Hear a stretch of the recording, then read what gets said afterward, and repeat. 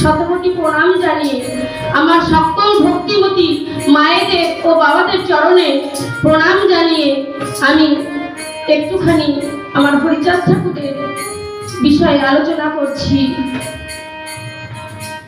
একদিন 1325 সাল মহাবারণীর মেলায় সকল ভক্তের আগমন হয়েছে। তখন আমার গুরুচাঁদ ঠাকুর বলছেন, আমাদের এই হরিসঙ্গীত বইটি তো রচনা করা হয়েছে, এই বইটি প্রকাশিত হতে 400 টাকা লাগবে। তোমরা তো সবাই আছো, বলো এই টাকার জোগাড় কি করে হবে?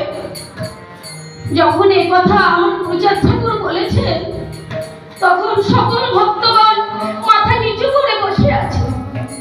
আমার গুরুচাঁদ ঠাকুর তখন বলছে,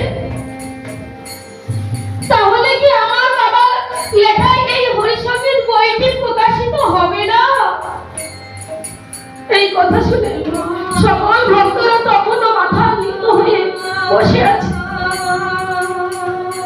এমন সময় আমার অশ্বিনী ধীরে ধীরে এসেছে, এসে বলছে, ও বাবা, বাবা আমাকে তুমি বিক্রি করে দাও। আমাকে বিক্রি করলে কি ওই 400 টাকা হবে না বাবা? তখন গুরুচাঁদ ঠাকুর বলছে, না না অশ্বিনী, তা হয় না। তুই চলে গেলে আমার এই ওড়াকান্দির কি হবে? অশ্বিনী বলছে, তা বাবা, আমার পরম দয়াল শ্রী শ্রী হরিচাঁদ ঠাকুরের পূজার একটা প্রসাদ আমি দিতে পারিনি। আজ আমার এই সুযোগ এসেছে বাবা, তুমি আমাকে বিক্রি করে দাও। তখন গুরুচাঁদ ঠাকুর অশ্বিনীকে জড়িয়ে ধরে বলছে,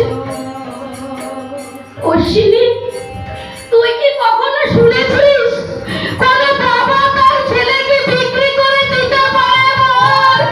তুই কি কোনোদিন শুনেছিস বাবা তার সন্তানকে বিক্রি করে দিতে পারে? পারে না অশ্বিনী, পারে না। কোনো বাবা তার সন্তান বিক্রি করতে পারে না।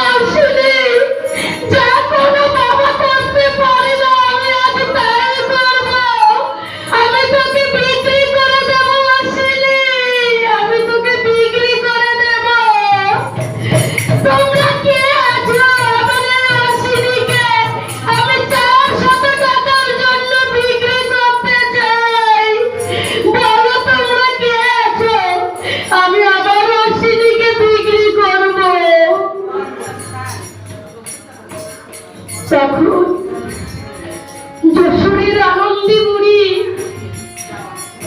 ধীরে ধীরে এসেছে, গুরুচাঁদ ঠাকুরের কাছে এসে বলছে, ও বাবা, আমি এসেছিলাম এই মহাবারণীর মেলায় আমার মনের মতো কিছু জিনিস কিনতে।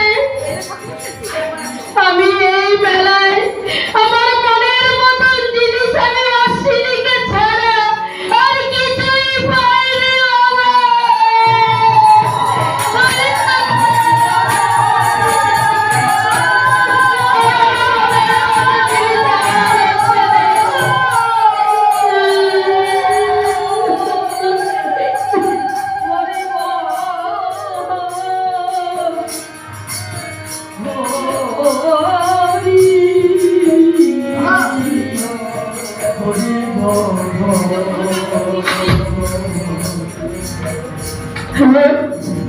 আনন্দী বুড়ি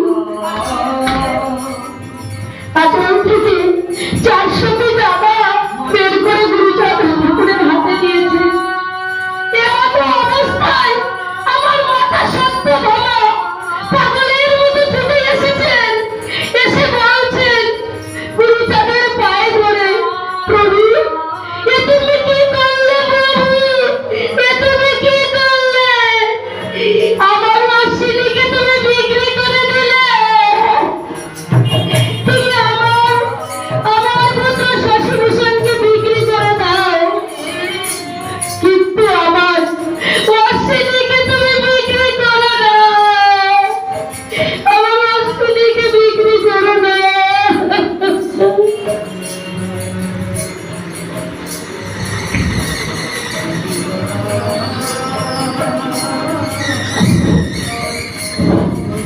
তখন গুরুচাঁদ ঠাকুর বলছিলেন, তুমি শান্ত হও সত্য বাবা, তুমি শান্ত হও। তখন সত্য বাবা ধীরে ধীরে অশ্বিনীর কাছে গিয়েছে, অশ্বিনীকে বলছে, আমার বুকের মানে তুই আমাকে ছেড়ে চলে যাবি বাবা, তোর মাকে ছেড়ে তুই চলে যাবি, তুমি আমার অশ্বিনী।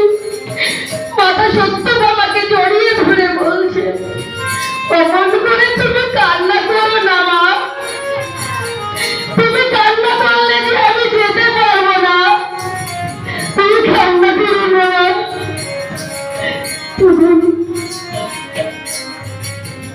অশ্বিনী তখন সুবর্ণা ঠাকুর এসে বলছে অশ্বিনীকে,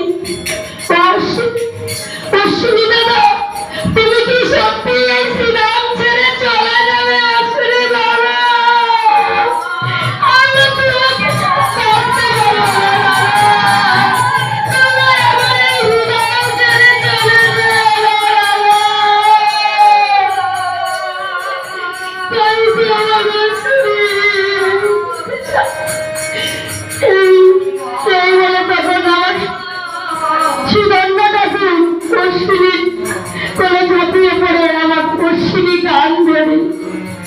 কিন্তু এখন তো টাইমটা অনেক হয়ে গেছে আমাদের, এখন আমরা মহাসংকীর্তন গান গাইছি, কিন্তু এখন আমার অশ্বিনী গান গিয়েছিলেন